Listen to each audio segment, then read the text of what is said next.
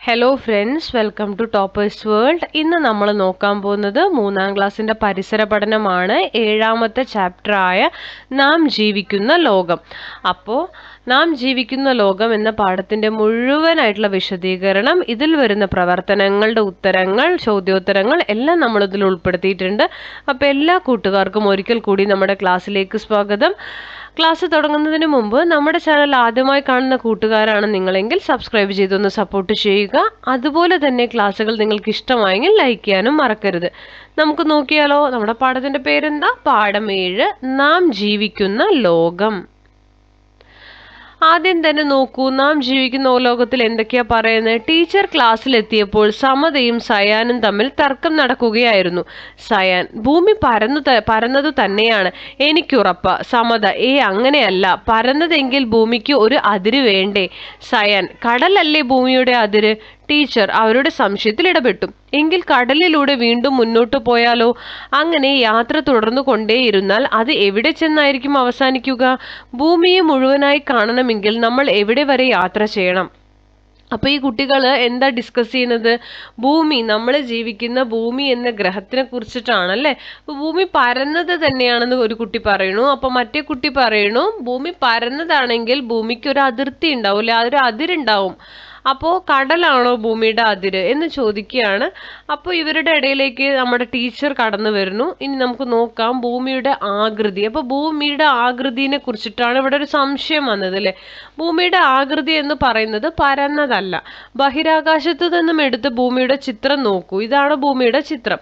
ഈ ചിത്രത്തിൽ ഏത് ആകൃതിയിലാണ് നിങ്ങൾ ഭൂമിയെ കാണുന്നത്? ഈ ആകൃതി ഏതാണ്? പക്ഷേ ഭൂമി പരന്നതായിട്ടാണല്ലോ നാം കാണുന്നത്. ഒരു ചെറിയ ഭാഗം മാത്രം കണ്ടാൽ ഭൂമിയുടെ ആകൃതി തിരിച്ചറിയാൻ കഴിയുമോ? ഭൂമിയുടെ ആകൃതി ഗോളാകൃതിയാണ്. ഭൂമിയുടെ ഒരു ചെറിയ ഭാഗം മാത്രം കണ്ടു കഴിഞ്ഞാൽ അതിൻ്റെ ആകൃതി നമുക്ക് തിരിച്ചറിയാൻ സാധിക്കുമോ എന്നാണ്. ഇല്ല. ഇനി ഒരു പ്ലാസ്റ്റിക് പന്ത് എടുത്ത് അതിലൊരു ചതുരം അടയാളപ്പെടുത്തുക. ആ ഭാഗം മുറിച്ചെടുക്കുക. മുറിച്ചെടുത്ത ഭാഗം ഉരുണ്ടതോ പരന്നതോ? പരന്നതാണല്ലേ. പ്ലാസ്റ്റിക് ബോൾ എന്ന് പറയുന്നത് ഒരു കംപ്ലീറ്റ് ആയിട്ടൊരു ബോളാണ്. അപ്പോൾ ആ ബോളിൽ നമ്മൾ എന്താണ് ചെയ്യുന്നത്? മുറിച്ചെടുത്തു അല്ലേ. ഒരു തുണ്ട് മാത്രം മുറിച്ചെടുക്കണം. ആ തുണ്ട് മാത്രം മുറിച്ചെടുത്ത് കഴിയുന്ന സമയത്ത് നമ്മൾ എന്തേ കാണുന്നുള്ളൂ? ആ മുറിച്ചെടുത്ത ആ തുണ്ട് മാത്രമേ കാണുന്നുള്ളൂ അല്ലേ. അപ്പോൾ നമുക്ക് അതിന്റെ ആകൃതി, ആ പരന്ന ഭാഗമല്ലേ നമ്മൾ കാണുന്നുള്ളൂ, മൊത്തം ആയിട്ടുള്ളത് നമ്മൾ കാണുന്നില്ല. അതേപോലെ തന്നെയാണ് ഭൂമിയുടെ കേസും. പന്ത് ഭൂമിയും ചതുരം നമ്മുടെ പ്രദേശവുമാണെങ്കിൽ ഭൂമിയുടെ ഗോളാകൃതി കാഴ്ചയിൽ നമുക്ക് അനുഭവപ്പെടാത്തതിന്റെ കാരണം എന്താവും? ഉരുണ്ട ആകൃതിയുള്ള വസ്തുക്കളെ ഗോളം എന്ന് വിളിക്കാം. നമുക്ക് പരീക്ഷണക്കുറിപ്പൊന്ന് നോക്കാം. ആവശ്യമായ സാമഗ്രികൾ: പ്ലാസ്റ്റിക് പന്ത്, മാർക്കർ പെൻ, കട്ടിംഗ് ബ്ലേഡ്. പരീക്ഷണം ചെയ്യുന്ന വിധം: ഒരു പ്ലാസ്റ്റിക് പന്ത് എടുത്ത് അതിലൊരു ചതുരം അടയാളപ്പെടുത്തുക. ആ ഭാഗം മുറിച്ചെടുക്കുക. നിരീക്ഷിച്ച കാര്യങ്ങൾ: വലിയ ഗോളാകൃതിയിൽ നിന്ന് മുറിച്ചെടുത്ത ഒരു ചെറിയ ഭാഗത്തിന്റെ അതിരുകൾ ഉള്ളതായി കാണുന്നു. കണ്ടെത്തലുകൾ: ഭൂമിയെ പന്തായും ചതുരത്തെ നമ്മുടെ പ്രദേശവുമായും എടുത്താൽ ഭൂമി വളരെ വലുതാണ്. ചതുരമാകുന്ന പ്രദേശത്ത് നിൽക്കുന്ന നമുക്ക് ഭൂമിയുടെ വലിപ്പം കൂടുതൽ കാരണം ഗോളാകൃതി അനുഭവപ്പെടുന്നില്ല. പരീക്ഷണത്തിന്റെ പേരെന്താ? ഭൂമി ഉരുണ്ടതോ പരന്നതോ എന്നാണ്. അവിടെ ലക്ഷ്യം വരുന്നത് ഭൂമിയുടെ ആകൃതി മനസ്സിലാക്കലാണ് കേട്ടോ. അത് ഞാൻ എഴുതാൻ വിട്ടുപോയതാണ്. അപ്പോൾ ഈ പരീക്ഷണക്കുറിപ്പ് നിങ്ങൾ നോട്ട് ചെയ്തെടുക്കുക. മെഗല്ലന്റെ യാത്ര. അപ്പൊ മെഗല്ലൻ ആരാണ്? ഫെർഡിനൻഡ് മെഗല്ലൻ. ഭൂമി ഉരുണ്ടതാണെന്ന് ചില കപ്പൽ യാത്രക്കാർ വളരെ മുമ്പേ മനസ്സിലാക്കിയിരുന്നു. അവരിൽ ആദ്യത്തെ ആളാണ് ഫെർഡിനൻഡ് മെഗല്ലൻ. അദ്ദേഹം ആദ്യമേ പറഞ്ഞിരുന്നു എന്താണ് ഭൂമി ഉരുണ്ടതാണെന്ന്. മെഗല്ലനും കൂട്ടരും ഒരു പായ്ക്കപ്പലിൽ യാത്ര തുടങ്ങി. ഒരേ ദിശയിലാണ് അവർ സഞ്ചരിച്ചത്. യാത്ര വളരെ പതുക്കെയായിരുന്നു. വർഷങ്ങൾക്കൊടുവിൽ ആ പായ്ക്കപ്പൽ യാത്ര തുടങ്ങിയ സ്ഥലത്തു തന്നെ എത്തിച്ചേർന്നു. അതിന്റെ അർത്ഥം എന്താണ്? ഭൂമി പരന്നതാണെങ്കിൽ അങ്ങനെ പോയിട്ടുണ്ടാവും അല്ലേ. ഭൂമി ഉരുണ്ടതായതുകൊണ്ടാണ് എവിടെ നിന്ന് യാത്ര തിരിച്ചോ ഉരുണ്ടുരുണ്ട് തിരിച്ച അതേ സ്ഥലത്ത് തന്നെ യാത്ര ഫെർഡിനൻഡ് മെഗല്ലൻ അവസാനിപ്പിച്ചത്. അപ്പൊ അദ്ദേഹം ഉറപ്പിച്ചു ഭൂമി ഉരുണ്ടതാണെന്ന് അല്ലേ. ഇനി ഭൂമിയുടെ മാതൃകയാണ്. നമുക്കറിയാം, നമുക്ക് ഭൂമിയുടെ മാതൃകയായിട്ട് നമ്മൾ ഗ്ലോബ്, ഇപ്പൊ ആ ചിത്രത്തിൽ തന്നിരിക്കുന്നത് പോലെ ഗ്ലോബ് നമുക്ക് ഭൂമിയുടെ ഒരു മാതൃകയാണ്, ഭൂമിയുടെ ഒരു ചെറിയ മാതൃകയാണ്. ഭൂമിയെക്കുറിച്ച് പഠിക്കാൻ എന്നെ ഉപയോഗിക്കൂ എന്ന് പറഞ്ഞിട്ടുണ്ട്. ഇനി നമുക്ക് ഗ്ലോബ് ഒന്ന് നിരീക്ഷിക്കാം. ഗ്ലോബിൽ ഏറ്റവും കൂടുതലായി കാണുന്ന നിറം ഏതാണ്? നീല. ഇത് എന്തിനെയാണ് സൂചിപ്പിക്കുന്നത്? കടലാണ് കേട്ടോ നീലഭാഗം. മറ്റു നിറങ്ങളിൽ കാണുന്ന ഭാഗങ്ങൾ കരഭാഗമാണ്. കരഭാഗമാണോ കടലാണോ കൂടുതൽ? കടലാണ് ഭൂമിയിൽ കൂടുതൽ അല്ലെ. ഗ്ലോബിൽ നീല നിറത്തിൽ ചിത്രീകരിച്ചിരിക്കുന്നത് കടലാണ്. മറ്റു പല നിറങ്ങളിലായി കരഭാഗങ്ങളും ചിത്രീകരിച്ചിരിക്കുന്നു.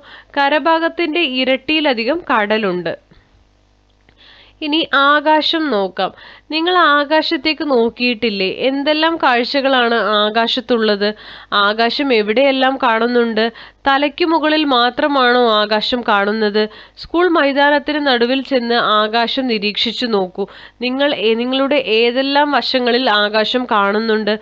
ഭൂമിയുടെയും ആകാശത്തിന്റെയും ചിത്രീകരണം നിരീക്ഷിക്കൂ. ആകാശം ഭൂമിയുടെ ഏതെല്ലാം ഭാഗങ്ങളിൽ കാണപ്പെടുന്നുണ്ട്? ആകാശത്ത് ഭൂമിയെ കൂടാതെ മറ്റു പല ഗോളങ്ങളും ഉണ്ടല്ലോ. ഏതൊക്കെയാണവ? പദസൂര്യൻ പൂർത്തീകരിക്കൂ. അപ്പൊ ആകാശം എന്ന് പറയുമ്പോൾ ഭൂമിയുണ്ട്, സൂര്യനുണ്ട്, മറ്റു നക്ഷത്രങ്ങൾ, അതുപോലെ ചന്ദ്രൻ, ഇതെല്ലാം ഉൾപ്പെടും കേട്ടോ. പകൽ നക്ഷത്രങ്ങൾ എവിടെ? അപ്പൊ ഈ രാത്രി കാണുന്ന നക്ഷത്രം പകൽ ഉണ്ടാവില്ലേ? പകൽ എന്താ ടീച്ചർ നക്ഷത്രങ്ങളെ കാണാത്തത്? ആ കുട്ടിയുടെ സംശയമാണ്. അപ്പൊ നമുക്കൊരു പരീക്ഷണത്തിലൂടെ കണ്ടെത്താം. വെളുപ്പ് നിറത്തിലുള്ള ഒരു ചെറിയ LED സൂര്യപ്രകാശമുള്ള തുറസായ സ്ഥലത്ത് വെച്ച് പ്രകാശിപ്പിക്കുക. വെളിച്ചം നിരീക്ഷിക്കുക. ഇതേ പ്രവർത്തനം അടച്ചിട്ട ഇരുട്ടുമുറിയിൽ വെച്ച് ചെയ്യുക. വെളിച്ചത്തിലുള്ള വ്യത്യാസം നിരീക്ഷിക്കുക. എന്തു മാറ്റമാണ് കണ്ടെത്തിയത്? തുറസായ സ്ഥലത്ത് LED പ്രകാശിക്കുന്നത് കാണാൻ പ്രയാസമല്ലേ? കാരണം എന്തായിരിക്കും? സൂര്യനും ഒരു നക്ഷത്രമാണ്, ഭൂമിയോട് ഏറ്റവും അടുത്തുള്ള നക്ഷത്രം. അപ്പൊ പരീക്ഷണം നോക്കാം നമുക്ക്. പരീക്ഷണത്തിന്റെ പേര് പകൽ നക്ഷത്രങ്ങൾ എവിടെ? ലക്ഷ്യം പകലിൽ നക്ഷത്രങ്ങളെ കാണാത്തതിന്റെ കാരണം. ആവശ്യമായ സാമഗ്രികൾ വെള്ള നിറത്തിലുള്ള ഒരു ചെറിയ LED. പരീക്ഷണം ചെയ്യുന്ന വിധം വെള്ള നിറത്തിലുള്ള ഒരു ചെറിയ LED നല്ല സൂര്യപ്രകാശമുള്ള സ്ഥലത്ത് വെച്ച് പ്രകാശിപ്പിക്കുക. വെളിച്ചം നിരീക്ഷിക്കുക. ഇതേ പ്രവർത്തനം അടച്ചിട്ട ഇരുട്ടുമുറിയിൽ വെച്ച് ചെയ്യുക. വെളിച്ചത്തിലുള്ള വ്യത്യാസം നിരീക്ഷിക്കുക. നിരീക്ഷിച്ച കാര്യങ്ങൾ തുറസായ സ്ഥലത്ത് LED പ്രകാശിക്കുന്നത് കാണാൻ പ്രയാസകരമായും ഇരുട്ടുമുറിയിൽ തീവ്രതയോടെയും കാണാൻ സാധിക്കുന്നു. കണ്ടെത്തലുകൾ. സൂര്യൻ ഒരു നക്ഷത്രമാണ്, ഭൂമിയുടെ ഏറ്റവും അടുത്ത നക്ഷത്രം. മറ്റു നക്ഷത്രങ്ങൾ വളരെ ദൂരത്താണ്. സൂര്യന്റെ വെളിച്ചത്തിൽ അവയിൽ നിന്നുള്ള പ്രകാശം തിരിച്ചറിയാൻ കഴിയാതെ വരുന്നു. അതിനാൽ പകൽ സമയത്ത് മറ്റു നക്ഷത്രങ്ങളെ കാണാനാവുന്നില്ല. രാത്രിയിൽ സൂര്യപ്രകാശം ഇല്ലാത്തതിനാൽ മറ്റു നക്ഷത്രങ്ങൾ ദൃശ്യമാകുന്നു. പകൽ സമയം സൂര്യന്റെ പ്രകാശം കൊണ്ടാണ് നക്ഷത്രങ്ങളെ കാണാൻ സാധിക്കാത്തത്. അപ്പൊ എന്തുകൊണ്ടാന്ന് ചോദിച്ചാൽ പകൽ സമയത്ത് സൂര്യൻ ഉള്ളത് കൊണ്ട് നമുക്ക് മറ്റു നക്ഷത്രങ്ങളെ കാണാൻ സാധിക്കുന്നില്ല. ഇത്രയേ ഉള്ളൂ. പകലും നക്ഷത്രങ്ങൾ അവിടെ തന്നെ ഉണ്ട് കേട്ടോ. നെക്സ്റ്റ് സൂര്യനാണ്. സൂര്യനിൽ നിന്നുള്ള പ്രകാശമാണല്ലോ ഭൂമിയിൽ ലഭിക്കുന്നത് അല്ലെ. നമുക്ക് രാവിലെ സൂര്യപ്രകാശം ലഭിക്കുന്നത് സൂര്യനിൽ നിന്നുള്ള പ്രകാശമാണ്. ഉദിക്കുകയും അസ്തമിക്കുകയും ചെയ്യുന്ന സമയങ്ങളിൽ സൂര്യനെ നിങ്ങൾ കണ്ടിട്ടില്ലേ? ഏത് ആകൃതിയിലാണ് സൂര്യനെ കാണാറുള്ളത്? അപ്പോൾ ഏത് ആകൃതിയിലാണ് സൂര്യനെ നമുക്ക് കാണാൻ കഴിയുക? ഭൂമിയെ അപേക്ഷിച്ച് സൂര്യൻ വളരെ വലിയ ഗോളമാണ്. വളരെ ദൂരെയായതിനാലാണ് ഭൂമിയിൽ നിന്ന് നോക്കുമ്പോൾ നമുക്ക് സൂര്യൻ ചെറുതായി തോന്നുന്നത്. അപ്പോൾ ഭൂമിയെ വെച്ച് നോക്കുമ്പോൾ സൂര്യൻ വലിയൊരു ഗോളമാണ്. ഭൂമിയേക്കാൾ എത്രയോ വലുതാണ് സൂര്യൻ. വളരെ ദൂരെയാണ് അത് നിൽക്കുന്നത്. അതുകൊണ്ടാണ് ഭൂമിയിൽ നിന്ന് നോക്കുമ്പോൾ നമുക്ക് വളരെ ചെറുതായിട്ട് തോന്നാൻ കാരണം. ഇനി നിങ്ങൾ ചന്ദ്രനെ നോക്കൂ. ചന്ദ്രനെ നിരീക്ഷിക്കൂ. ഭൂമിക്ക് ഏറ്റവും അടുത്ത് സ്ഥിതി ചെയ്യുന്ന ആകാശഗോളമാണ് ചന്ദ്രൻ. ചന്ദ്രന് സ്വയം പ്രകാശിക്കാൻ കഴിയില്ല. സൂര്യന്റെ പ്രകാശം പ്രതിഫലിപ്പിക്കുന്നതാണ് ചന്ദ്രന്റെ തിളക്കത്തിനും രാത്രിയിലെ നിലാവിനും കാരണം. അപ്പൊ ചന്ദ്രൻ ഒരിക്കലും സ്വയം പ്രകാശിക്കില്ല. സൂര്യന്റെ പ്രകാശം അത് പ്രതിഫലിപ്പിക്കുകയാണ് രാത്രിയിൽ ചന്ദ്രൻ തിളങ്ങാൻ കാരണം. അപ്പോൾ രാത്രിയിലും വെളിച്ചം നൽകുന്നത് സൂര്യൻ തന്നെ. അതന്നെയാണ് ശരിയല്ലേ? ചന്ദ്രനാണെന്ന് നമ്മൾ കരുതും. പക്ഷെ രാത്രിയിലും വെളിച്ചം തരുന്നത് ഒരു രീതിയിൽ അല്ലെങ്കിൽ മറ്റൊരു രീതിയിൽ ആര് തന്നെയാണ്? സൂര്യൻ തന്നെയാണ്. ഇനി സൂര്യൻ എന്ത് വലുപ്പം? സൂര്യൻ നിങ്ങളുടെ ക്ലാസ് മുറിയുടെ വലുപ്പമുള്ള ഒരു പന്താണ് എന്ന് വിചാരിക്കുക. അങ്ങനെയെങ്കിൽ ഒരു മുത്തിനോളം ചെറുതായിരിക്കും ഭൂമി. ചന്ദ്രനാകട്ടെ ഒരു കടുകുമണിയുടെ വലുപ്പമേ ഉണ്ടാകൂ. എന്നാൽ അസ്തമയ സമയത്തെ സൂര്യനെയും പൂർണ്ണചന്ദ്രനെയും നോക്കിയാൽ ഒരേ വലുപ്പമായി തോന്നും. എന്തുകൊണ്ടായിരിക്കാം? ഒരു ഫുട്ബോൾ മേശപ്പുറത്ത് വെച്ച് വലുപ്പം നിരീക്ഷിക്കൂ. ശേഷം അതേ ഫുട്ബോൾ സ്കൂൾ മുറ്റത്ത് ഏറ്റവും അകലെയായി വെച്ച് ദൂരെ നിന്നും വലുപ്പം നിരീക്ഷിക്കൂ. ഒരേ ഫുട്ബോൾ തന്നെ ആദ്യം വലുതായും പിന്നീട് ചെറുതായുമല്ലേ കാണപ്പെടുന്നത്? എന്തായിരിക്കാം കാരണം? സൂര്യൻ ഭൂമിയിൽ നിന്ന് വളരെ അകലെയാണ്, എന്നാൽ ചന്ദ്രനോ? ചന്ദ്രൻ അത്ര അകലെ അല്ല. അതാണ് അതിന്റെ കാരണം കേട്ടോ. സൂര്യനെ അപേക്ഷിച്ച് ചന്ദ്രൻ ഭൂമിയുടെ അടുത്തായാണ് സ്ഥിതി ചെയ്യുന്നത്. അപ്പൊ ഇതാണ് ഇതിന്റെ റീസൺ. സൂര്യൻ വളരെ ദൂരെ ആയതുകൊണ്ട് നമുക്ക് ചെറുതായി തോന്നും. ചന്ദ്രൻ അത്ര ദൂരെ അല്ലാതെയാണുള്ളത്. അപ്പൊ നമുക്ക് എന്തായി തോന്നും? കുറച്ച് വലുതായി തോന്നും. കണ്ടോ, സൂര്യൻ വളരെ വലുതാണെങ്കിലും ഭൂമിയിൽ നിന്ന് വളരെ അകലെയാണ്. ചന്ദ്രനാവട്ടെ സൂര്യനേക്കാൾ വളരെ ചെറുതാണെങ്കിലും സൂര്യനെ അപേക്ഷിച്ച് ഭൂമിയോട് വളരെ അടുത്തുമാണുള്ളത്. ഇതിനാൽ ഇവ ഏകദേശം ഒരേ വലുപ്പത്തിൽ ആകാശത്ത് കാണപ്പെടുന്നു. പകലും രാത്രിയും. അമേരിക്കയിലുള്ള അച്ഛനോട് സമത സംസാരിക്കുന്നത് ശ്രദ്ധിക്കൂ. എങ്കിൽ ശരി അച്ഛാ, എനിക്ക് ഉറക്കം വരുന്നു, ഗുഡ് നൈറ്റ്. ശരി മോളെ, ഞാൻ രാവിലെ ഓഫീസിൽ എത്തിയതേ ഉള്ളൂ. അപ്പോൾ രണ്ട് സ്ഥലത്ത് രണ്ട് സമയമാണ്. ഒരിടത്ത് രാത്രിയാണെങ്കിൽ ഒരിടത്ത് പകലാണ്. നമുക്ക് രാത്രിയായിരിക്കുമ്പോൾ അമേരിക്കയിൽ പകലാകുന്നത് എന്തുകൊണ്ടായിരിക്കാം?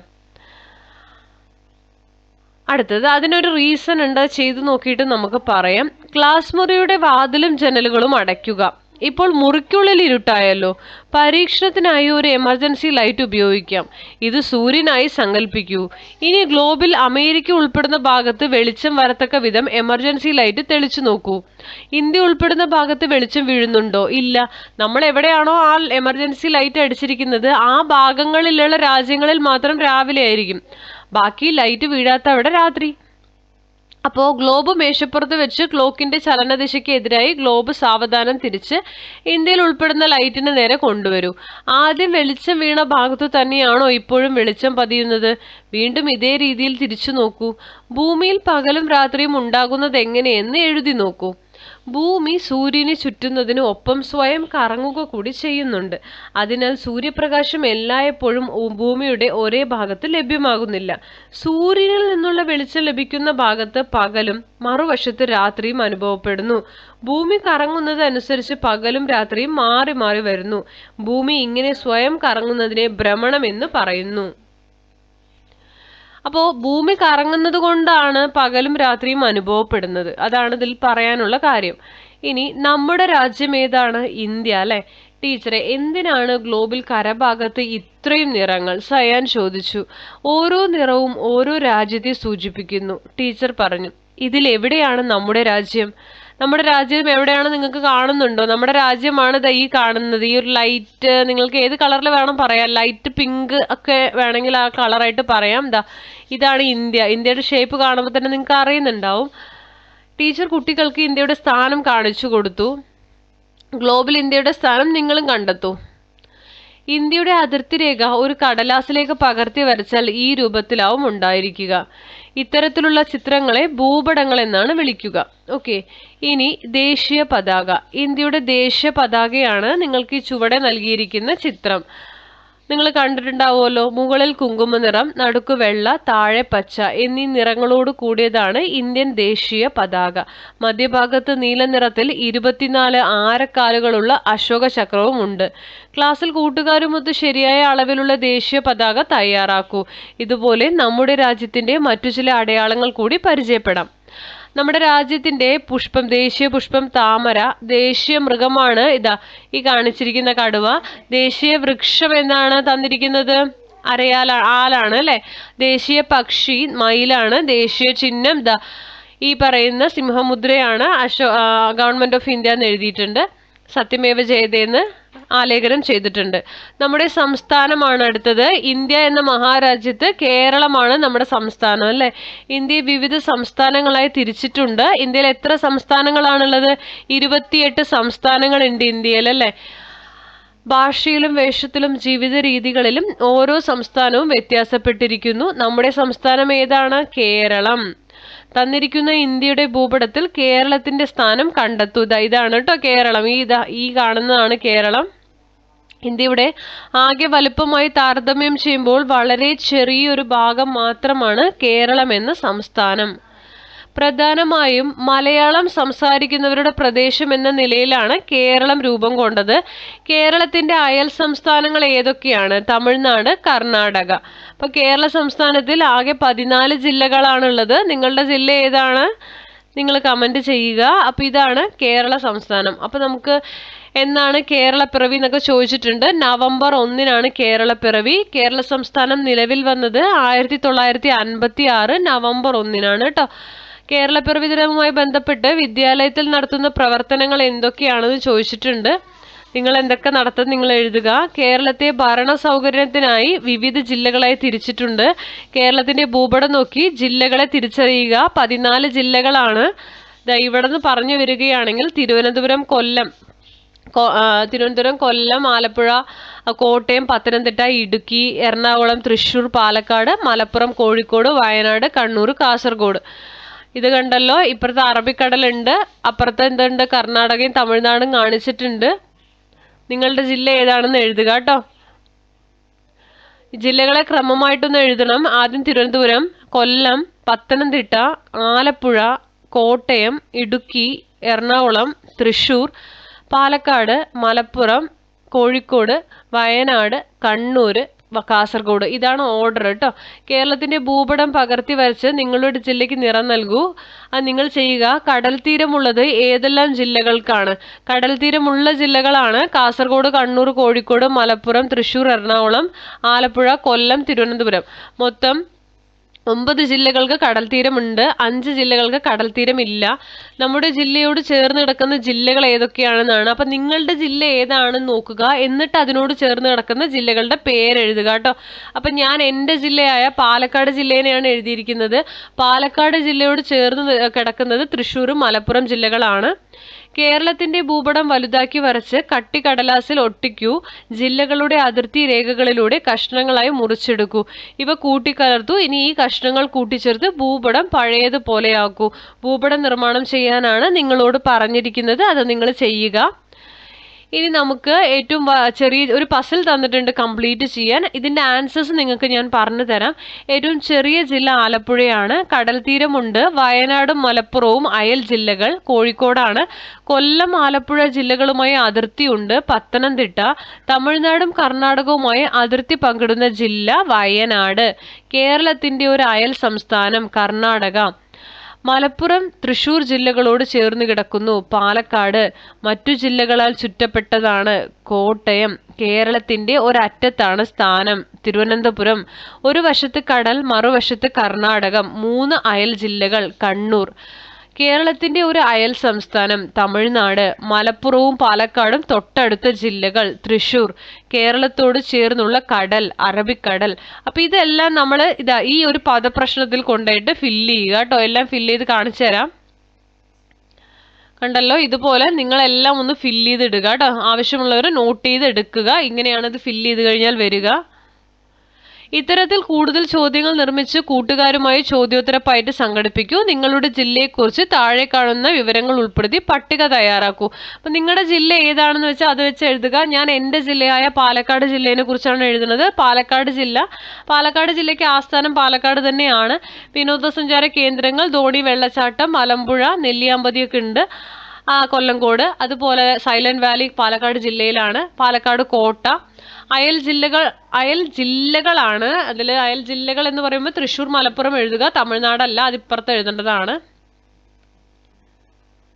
ഇത് തിരിച്ചെഴുതിപ്പോയതാണ് കേട്ടോ. അതായത് ഈ അയൽ ജില്ലകളിലാണ് നിങ്ങൾ തൃശ്ശൂർ, മലപ്പുറം എഴുതേണ്ടത്. അയൽ സംസ്ഥാനത്താണ് നിങ്ങൾ തമിഴ്നാട് എഴുതേണ്ടത്.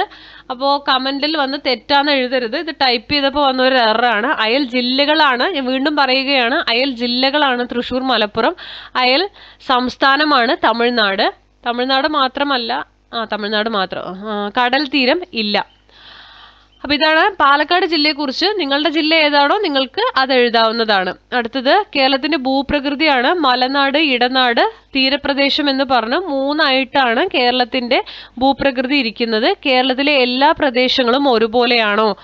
അല്ല. പ്രധാനമായും 3 തരത്തിലുള്ള പ്രദേശങ്ങളാണ് കേരളത്തിലുള്ളത്. കടലിനോട് ചേർന്നുള്ള പ്രദേശത്തെ തീരപ്രദേശം എന്നും മലയോട് ചേർന്നുള്ള പ്രദേശത്തെ മലനാട് എന്നും വിളിക്കാം. ഇവയ്ക്കിടയിലുള്ള പ്രദേശത്തെ ഇടനാടെന്നും വിശേഷിപ്പിക്കുന്നു. ചിത്രത്തിലെ കൃഷി ഏതാണ്? കേരളത്തിൽ കൃഷി ചെയ്യുന്നത് നമുക്ക് ഈ തേയില കൃഷി, കാപ്പി കൃഷിയൊക്കെ ഉണ്ടല്ലേ. ഇത് മലമ്പ്രദേശത്താണ് കൃഷി ചെയ്യുക. തേയിലയാണ് മലനാട്ടിലാണ് കൃഷി ചെയ്യുന്നത്. എല്ലായിടത്തും ഒരേ തരം വിളകളായിരിക്കുമോ കൃഷി ചെയ്യുന്നത്? അല്ല. എന്താണ് നിങ്ങളുടെ അഭിപ്രായം എന്നാണ് ചോദ്യം. ഓരോ പ്രദേശത്തെ തൊഴിലുകൾക്ക് അവിടുത്തെ ഭൂപ്രകൃതിയുമായി ബന്ധമുണ്ട്. ചിത്രത്തിലെ തൊഴിൽ ഏതാണ്? മീൻപിടുത്തമാണ് അല്ലേ. കൂടുതൽ പേർ ഈ തൊഴിൽ മത്സ്യബന്ധനമാണ്. കൂടുതൽ പേർ ഈ തൊഴിൽ ചെയ്യുന്നത് ഏത് പ്രദേശത്തായിരിക്കും? മത്സ്യബന്ധനം കടൽ തീരമാണ് അല്ലെ, തീരപ്രദേശത്താണ്. ഒരു പ്രദേശത്തുള്ള തൊഴിലുകൾക്ക് അവിടുത്തെ സവിശേഷതകളുമായി ബന്ധമുണ്ട്. ചില തൊഴിലുകൾ എല്ലാ പ്രദേശത്തും ഉള്ളവയാണ്, എന്നാൽ ചിലത് തീരപ്രദേശത്ത് മാത്രമേ ഉള്ളൂ. മലനാട്ടിലും ഇടനാട്ടിലും മാത്രമുള്ള തൊഴിലുകളുമുണ്ട്. നിങ്ങളുടെ പ്രദേശത്തിന്റെ സവിശേഷതകളുമായി ബന്ധപ്പെട്ട ഏതെങ്കിലും തൊഴിലുകൾ ഉണ്ടോ? അങ്ങനെ ഉണ്ടെങ്കിൽ, നിങ്ങളിപ്പോൾ കടൽ തീരത്തൊക്കെ താമസിക്കുന്ന ആൾക്കാരാണെങ്കിൽ അവിടെ മെയിനായിട്ട് ഒന്നില്ലെങ്കിൽ ഉപ്പളങ്ങളായിരിക്കും, അല്ലെങ്കിൽ മത്സ്യബന്ധനമായിരിക്കും, മീൻ വിറ്റ് ജീവിക്കുന്നവരായിരിക്കും. അങ്ങനെയൊക്കെ ആയിരിക്കും മോസ്റ്റ്ലി ഉണ്ടായിരിക്കുക. നിങ്ങൾ ഏത് പ്രദേശത്താണ് ജീവിക്കുന്നത് അതിനനുസരിച്ചിരിക്കും ഇതിന്റെ ആൻസർ എഴുതേണ്ടത് കേട്ടോ. അപ്പൊ നീണ്ട കടൽ തീരം, വലുതും ചെറുതുമായ നദികൾ, നിരവധി കായലുകൾ, വിശാലമായ കൃഷിയിടങ്ങൾ, പലതരം കാടുകളും മലനിരകളും പുൽമേടുകളും, എത്ര സുന്ദരമാണ് നമ്മുടെ നാട് അല്ലെ. ഇനി വിലയിരുത്താമാണ്. ശരിയായ വട്ടത്തിലാക്കുക. നമ്മുടെ ദേശീയ മൃഗം കടുവ. ഗ്ലോബിൽ കടൽ ഭാഗം ചിത്രീകരിക്കാൻ ഉപയോഗിക്കുന്ന നിറം നീല. കടലിനോട് ചേർന്നുള്ള പ്രദേശം തീരപ്രദേശം. ഇനി രണ്ടാമത്തെ വിലയിരുത്താം. ശരിയോ തെറ്റോ? ഭൂമിയോട് ഏറ്റവും അടുത്ത നക്ഷത്രമാണ് സൂര്യൻ. ശരി. നമ്മുടെ തലയ്ക്ക് മുകളിൽ മാത്രമാണ് ആകാശമുള്ളത്. തെറ്റ്. സൂര്യനും ചന്ദ്രനും ഒരേ വലുപ്പമാണ്. തെറ്റ്. ഭൂമിയിൽ കരഭാഗത്തിന്റെ ഇരട്ടിയിലധികം കടലുണ്ട്. ശരി. സൂര്യൻ ഭൂമിക്ക് ചുറ്റും കറങ്ങുന്നു. തെറ്റ്. ഇന്ത്യയിൽ രാത്രിയായിരിക്കുമ്പോൾ അമേരിക്കയിലും രാത്രിയായിരിക്കും. തെറ്റ്. അടുത്തത് കേരളത്തിന്റെ ഭൂപടം പരിശോധിച്ച് കളങ്ങൾ പൂർത്തിയാക്കൂ. കേരളത്തിലെ ജില്ലകളിൽ കടൽ തീരമുള്ളവ കാസർഗോഡ്, കണ്ണൂര്, കോഴിക്കോട്, മലപ്പുറം, തൃശൂർ, എറണാകുളം, ആലപ്പുഴ, കൊല്ലം, തിരുവനന്തപുരം. തമിഴ്നാടുമായി അതിർത്തി പങ്കിടുന്നവ വയനാട്, മലപ്പുറം, പാലക്കാട്, തൃശൂർ, എറണാകുളം, ഇടുക്കി, പത്തനംതിട്ട. കർണാടകയുമായി പത്തനംതിട്ട, കൊല്ലം, തിരുവനന്തപുരം. കർണാടകയുമായി അതിർത്തി പങ്കിടുന്നവ കാസർഗോഡ്, കണ്ണൂര്. കടൽ തീരമില്ലാത്തതും അയൽ സംസ്ഥാനവുമായി അതിർത്തി പങ്കിടാത്തതും കോട്ടയമാണ്. കർണാടകവുമായി അതിർത്തി പങ്കിടുന്നത് കാസർഗോഡ്, കണ്ണൂർ, വയനാടാണ് കേട്ടോ.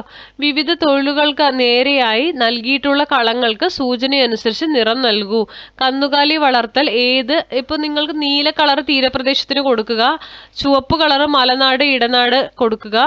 പിന്നെ ഈ ഒരു മഞ്ഞ അല്ലെങ്കിൽ ഒരു ഗ്രീൻ കളറിൽ തന്നിരിക്കുന്നത് എല്ലാ പ്രദേശത്തും ഉള്ള ഒരു തൊഴിലായിട്ട് കൊടുക്കാം.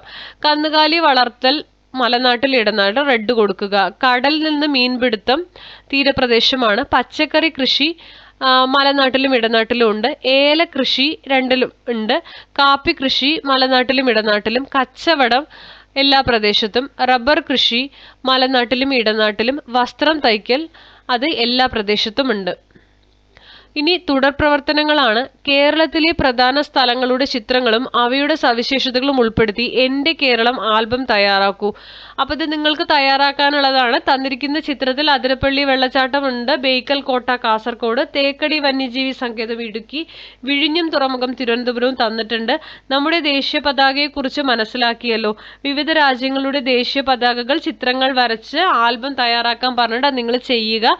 അപ്പോൾ ഇത്രയുമാണ് നമ്മുടെ ക്ലാസ്സിൽ ഉൾപ്പെടുത്തിയിരിക്കുന്നത്. ക്ലാസ് കുറച്ച് സ്പീഡായിട്ടാണ് പറഞ്ഞു പോയത്. ഒരുപാട് ലെങ്തി ആവും അല്ലെങ്കിൽ വീഡിയോ, അതുകൊണ്ടാണ് അങ്ങനെ ചെയ്തത്. ക്ലാസ്സുകൾ ഇഷ്ടപ്പെടുന്നെങ്കിൽ ലൈക്ക് ചെയ്യുക, ഷെയർ ചെയ്യുക, സബ്സ്ക്രൈബ് ചെയ്യുക. നിങ്ങളുടെ കമൻറ്റുകൾ അറിയിക്കുക. തുടർന്നും വാച്ച് ചെയ്യുക. Thank you for watching.